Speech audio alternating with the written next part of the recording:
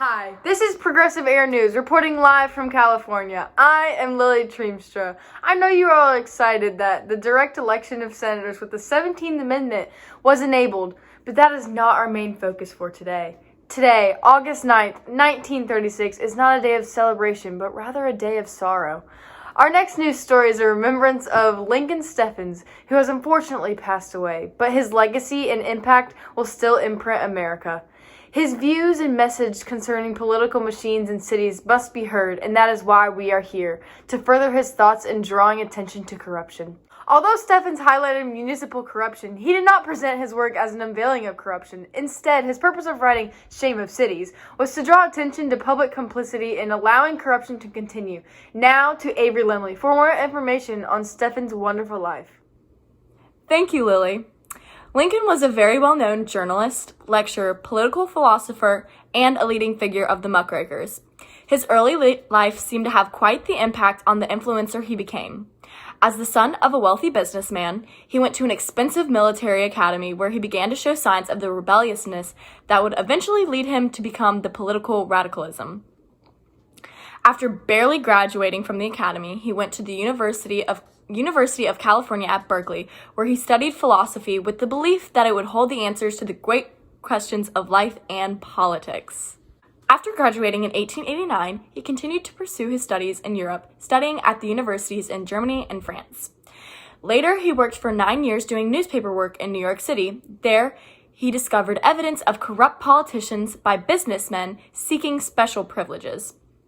Then, in 1901, after becoming managing editor at McClure's magazine, he began to publish influential articles later collected as The Shame of the Cities, which we will be discussing later. His books later included Struggle for Self-Government and The Upbuilders. With Ida Tarbell and others, Steffens co-founded the American Magazine in 1906. The decline of muckraking journalism created doubt in Steffens as to its effectiveness. He increasingly doubted the effectiveness of reform politics, which seemed to seek to eradicate symptoms of corruption rather than its causes. In 1921, returning from a trip in the Soviet Union, he said his famous words, "I have seen the future and it works." After the Mexican Revolution, he turned from reform to revolution, but unfortunately, it lost him a lot of his American audience due to its unorthodoxy. His passionate influence still remained strong even after the loss of followers. Now to Lily Smiley for the causes and effects of Steffens' work. Lincoln Steffens' book, The Shame of Cities, focused upon the issues of the big businessman's hand in politics for their own benefit and the typical businessman's effect of turning heads and letting this corruption continue. Although Steffens' book did not have any immediate effect on government policies, we can see it did have a snowball effect on legislature, such as the Wagner Act just passed last year.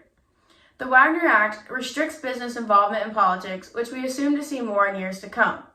Steffens used many techniques in order to detail the corruption going on and his own opinion on the matter. Now to Maggie Stevens with more on this topic. Steffens made it evident that he was angry that politicians are being replaced with businessmen looking for privileges through his tone of writing. But he was even more angry with the American people for turning a blind eye and allowing the corruption to continue. The negative connotation throughout his publishings showed his concerns regarding how voters will change America if they choose for politicians who will bring a corrupt system. It catches the audience's attention and shows his viewpoint when words such as fraud and neglect are used to describe businessmen's actions. His primary audience at the time of the piece were New York citizens and citizens of other large U.S. cities, and then went to be all average American citizens. Thank you for tuning in, and we will see you next week on Progressive Era News.